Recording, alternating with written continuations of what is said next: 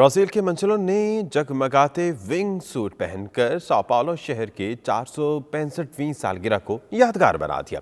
رات گئے کی گئی ان کی نان سٹاپ اڑان کو نہ صرف مقامی لوگوں نے سراہا بلکہ دنیا کے دیگر ممالک میں بھی انہیں بھرپور توجہ ملی ہے۔